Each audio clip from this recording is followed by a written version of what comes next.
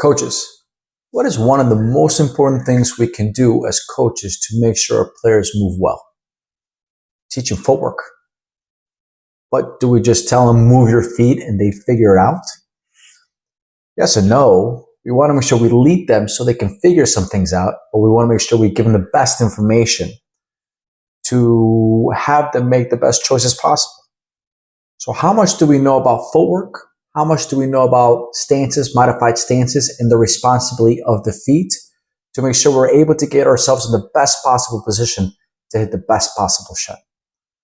Join me as you and I will come together to discuss this concept in huge detail to make sure you're able to communicate this really well with your players. Well, thanks for joining me. So let's really make sure we get our feet on the ground and start the discussion when it comes to stances. How many stances do we know? Most of us will say 3, maybe even 4. But how about if I were to tell you there's a total of 7? 7 basic stances when it comes to tennis, when it comes to the game of your feet, when it comes to footwork. So what are they? How do we break them down? Here we're going to start one by one to make sure we talk about the when and where and how we can use them in the best case scenario to make sure we produce the best possible shot in that specific scenario. So now let's take stance by stance and let's identify what the stance is, when it's used, and where it's used, and combine those 3 W's to give us an idea of how to produce the best possible shot. I love to take a look at stances almost like a clock as they rotate clockwise. We'll start with extreme open, we'll move to the open, then the semi-open, then the square, known as the box or the neutral stance. From there, go to a semi-closed and finish off with a closed stance. By breaking them down this way, we're able to have a logistical pathway that it's going to be easier to follow, at least for me and hopefully for you. The extreme open. So what is the extreme open? Let me help you navigate through these waters. I explain it through my end, which I'm a right-hander. Maybe you are, maybe you're not.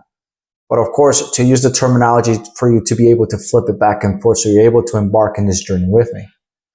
The extreme opens happens when and where. Put yourself in the situation where you're really being pushed out wide. This can be your forehand, this can be your backhand. And you're being pushed towards the laterals quite a bit. Now from there, you'll take your back foot as the last step that you take before you make contact with the ball. And what you'll do is actually you'll take the foot and you put it in front a little bit more. So this happens when? On the lateral, but also when you're moving diagonal.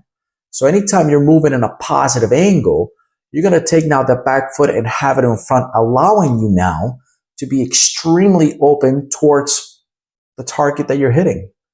This, of course, can happen on the forehand and the backhand side. So imagine myself as a right-hander. Maybe you're a right-hander as well, and you're moving over towards the left side. And you take the left foot as an open stance instead of being right behind, you actually put it in front of the right foot. So the back foot becomes the front foot, and the front foot becomes the back foot. This is an extreme open stance. So again, it happens when you're moving laterally. It happens when you're moving a combination of laterally and vertically. You're moving diagonal. And it happens when you're trying to hit a lot of times a short angle shot, or you just stretched out because the opponent has pulled you inside the court. And that's the best possible scenario for you to hit the shot. This also happens and we open it up, and it's the best case scenario. Because once we hit the shot, it allows us now to drive ourselves back into the court.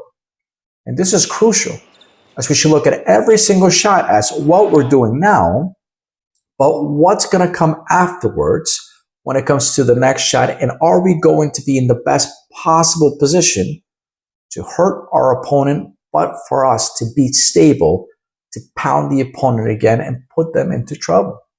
So this is your extreme open stroke, your extreme open stance. So as we move from the extreme open to the open, what do we find? The extreme open, one thing to keep in mind was we now move positive angles, lateral and diagonal. And also we're still using odd numbers. Keep that in mind. That's going to come huge later on. 3s, 5s, 7s, 9s. When it comes to the open stance, you still use odd numbers, but now you're moving laterally more. You're not going to be moving forward so much, otherwise you'll be into an extreme open. So the stance of the extreme open and the open are very similar, but instead of having the back foot in front of the front foot, the back foot is going to be parallel or even when it comes to the front foot, or maybe slightly behind it, but that's about it. The open stance is one of the most misunderstood stances when it comes to the sport. We talk about being an open stance a lot. Not really. The open stance does not allow you to really have really good balance. Imagine yourself standing up and you put your feet completely side to side. And you can have really good balance even when you come down and squat down when your center of gravity is down lower. But it's still going to give you a little bit of trouble if you get any force pushing you forward or backwards. Which leads us to the most important stance, if not the number one most important stance. And you can use the reference point, what I gave you of an open stance, to now how we can use this stance to make sure that we're balanced, we're powerful, and we hide some things from the opponent. And that's going to be the semi-open stance. Semi-open stance is by far the most used stance, or the one we should be using the most. It's critical, it's important, and it's tricky. How is it tricky? Anytime you go into a semi-open stance, you're going to now be able to have a range of motion to be hitting any kind of shot. The short angle, the lateral, the deep cross, the deep middle, the deep down the line. You can even drop it. You can do all kinds of things. In fact, you can do everything when it comes to that stance. You can do almost anything when it comes to a lot of stances, but for example, the closed stance or the semi-closed might not give you the ability to turn the hips as much as you want. The other aspect is it's tricky because it hides things. What do I mean? Anytime you set up a semi-open stance and try this and see it from the eyes of the opponent, they're not going to be able to tell where you're hitting the ball. Not until the last possible second, or not until after you strike the ball, or maybe you have visual cues where you're giving it away, but from a semi-open stance, you're not really giving where you're going to be hitting the shot until hitting the shot or after you hit the shot. This is critical. Think about this.